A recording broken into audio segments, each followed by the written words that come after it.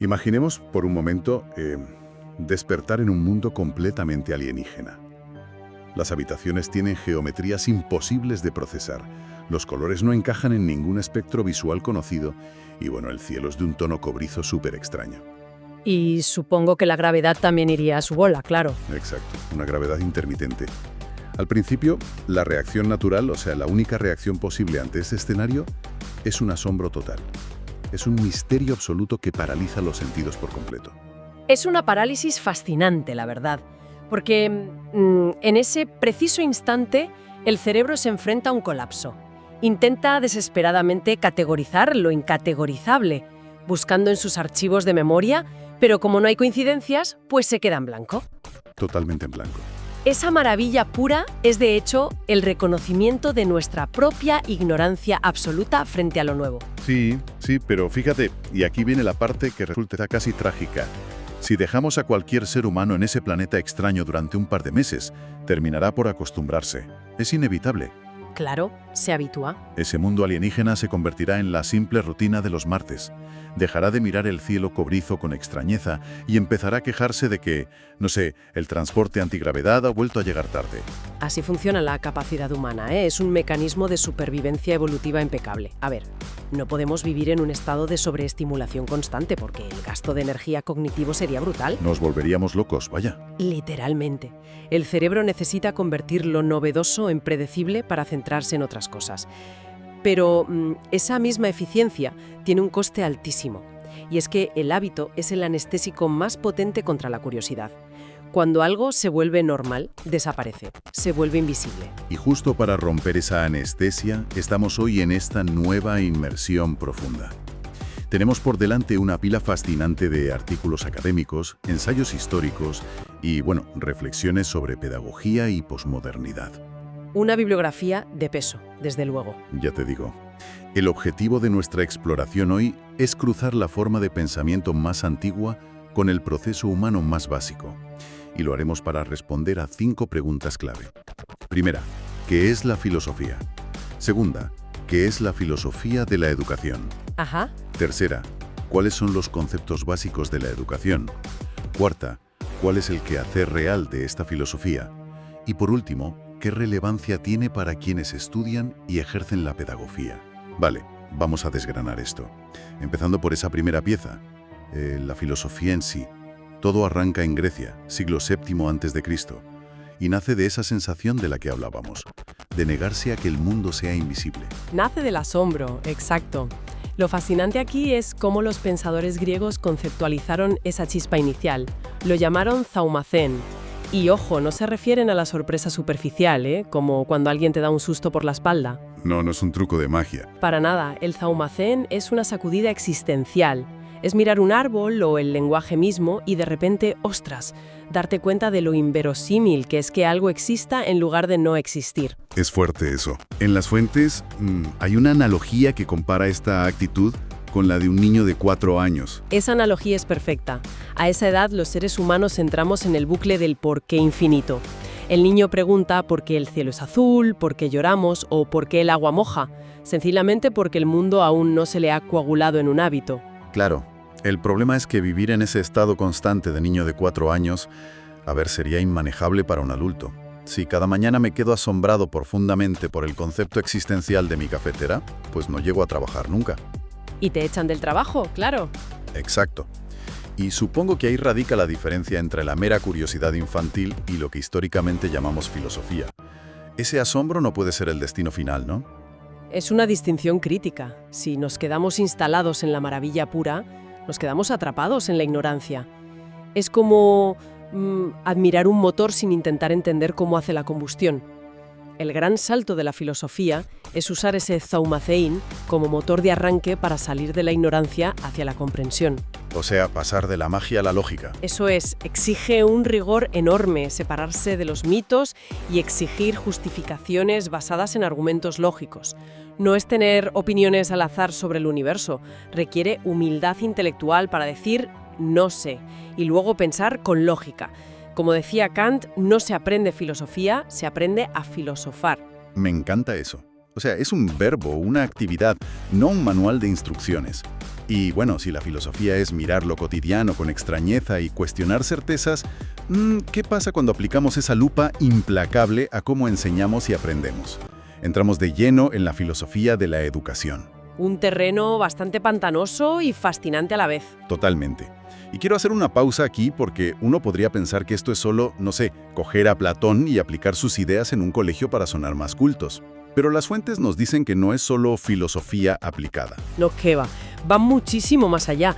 Según autores como Walter Kohan, la filosofía de la educación es una práctica teórica histórica brutal, con 25 siglos a sus espaldas, pero sobre todo es una práctica de resistencia. ¿De resistencia? A ver, cuéntame más de eso. Sí, de resistencia y liberación. Su trabajo es cuestionar la maquinaria del sistema. Piensa que la educación está diseñada para producir algo. Entonces la filosofía se planta y pregunta, oye, ¿qué tipo de sujeto humano estamos fabricando en estas aulas? Y lo hace interrogando 3 dimensiones que, bueno, suenan a jerga académica, pero son la base de todo.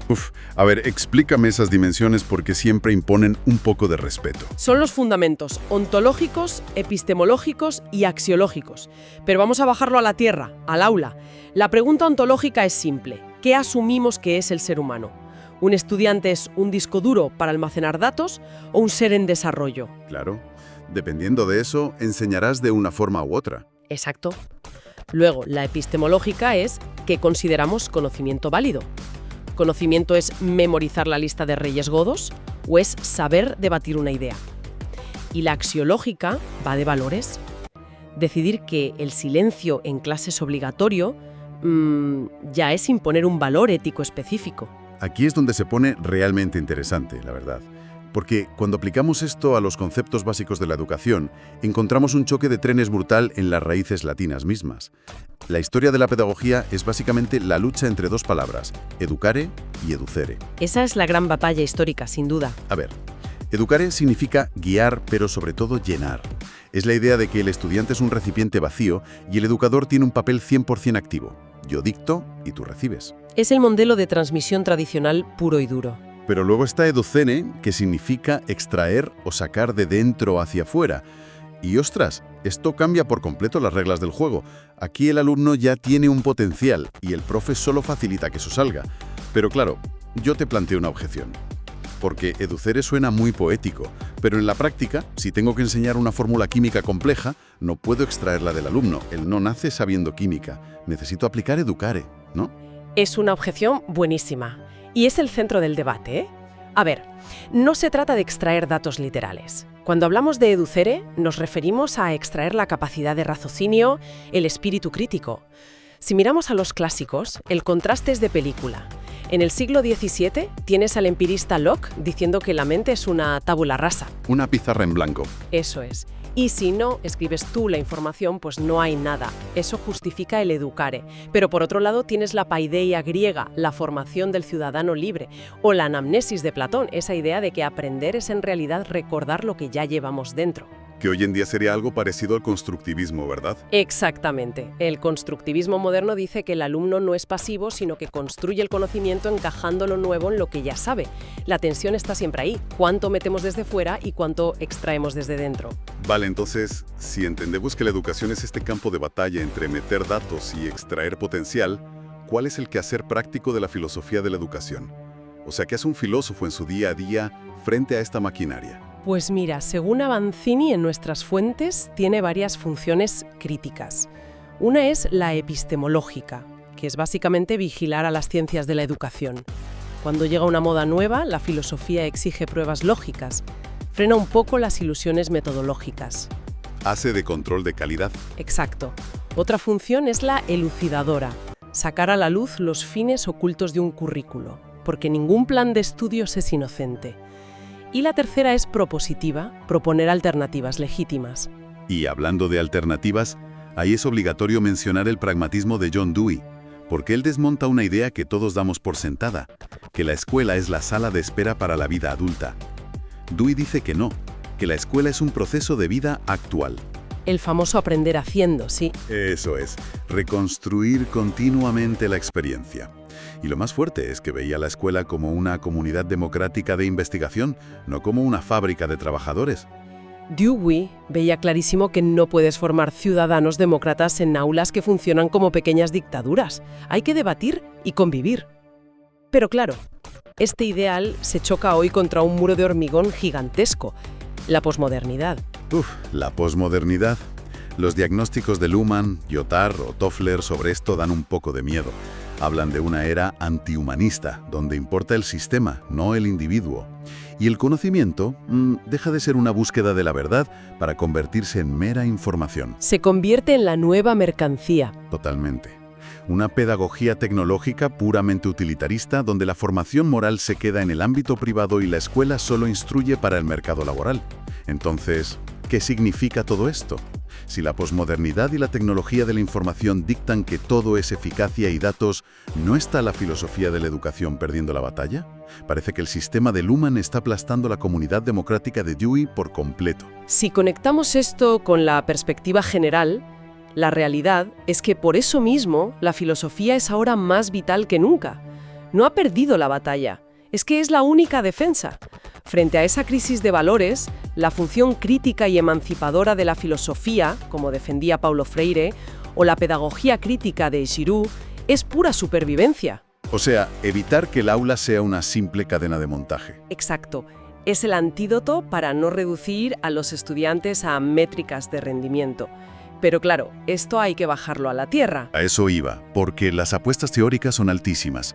Pero, ¿qué relevancia tiene todo esto para la persona que está hoy, un martes por la mañana, frente a 30 adolescentes desconectados? Un docente ahogado por la burocracia, las evaluaciones estandarizadas y el agotamiento, ¿cómo puede evitar ser un mero técnico aplicador de exámenes? Es la gran pregunta. Cuando estás saturado de papeleo, pensar en fundamentos ontológicos parece una utopía. Pero fíjate, investigaciones recientes con estudiantes universitarios de pedagogía revelan algo sorprendente. No ven la filosofía como una asignatura de relleno aburrida. ¿Alaón? ¿Qué va? La ven como una práctica emancipadora y liberadora. Les da herramientas para cuestionar el discurso hegemónico y salir del conformismo ciego. Hay pensadores como Andrea Díaz Genis que hablan de la filosofía como un arte de existencia, inspirándose en Foucault o en Sócrates. Un cuidado de sí mismo, ¿no? Exactamente. Herramientas como las de Matthew Lipman ayudan a generar sujetos autónomos. La filosofía evita esa alienación, ese agotamiento crónico que sufren muchos profesores por sentir que son engranajes vacíos de un sistema. Claro, les da el porqué detrás del cómo. Eso es. Un técnico sabe cómo rellenar una rúbrica, pero un educador sabe por qué enseña algo y qué sentido tiene. Eso les salva de ser simples transmisores de la enciclopedia oficial. Madre mía, es que lo cambia todo. Sirve de escudo protector frente al sistema. Bueno, vamos a hacer un breve repaso del viaje de hoy. Hemos partido del asombro griego original, ese taumasein que nos sacude, pasando por la tensión eterna entre meter datos con educare y extraer el potencial con educere. Un viaje intenso, desde luego. Sí, y hemos acabado en las barricadas con Dewey, defendiendo la democracia educativa frente a la apisonadora de información posmoderna y la burocracia. Ha quedado claro que no es teoría muerta. Esto plantea una pregunta importante para cerrar. Retomando un poco a Alvin Toffler, sus predicciones apuntan a un futuro de movilidad absoluta e interactividad donde cualquier lugar, a través de una pantalla, puede ser una escuela. La conectividad digital amenaza con reemplazar al aula física por completo. Una educación descentralizada al máximo. Exacto. Y la reflexión que debemos llevarnos es la siguiente. Si avanzamos hacia ese modelo posmoderno, puramente digital e individualizado en casa, y la escuela física desaparece, ¿qué pasará con la dimensión social de la educación? Ostras, es verdad. Si perdemos el espacio físico del aula, perderemos también ese espacio vital único donde los seres humanos chocan, debaten, aprenden a convivir y, en definitiva, a filosofar juntos. Es una paradoja tremenda, ¿eh? Conseguir la transmisión perfecta de datos a costa de destruir la comunidad que te hace humano. Una imagen muy potente para darle unas cuantas vueltas por nuestra cuenta. Muchísimas gracias por dedicar tiempo a esta inmersión profunda. Y recordemos siempre, el asombro y la curiosidad son músculos. Si no los ejercitamos, la rutina se los traga. Hasta la próxima inmersión.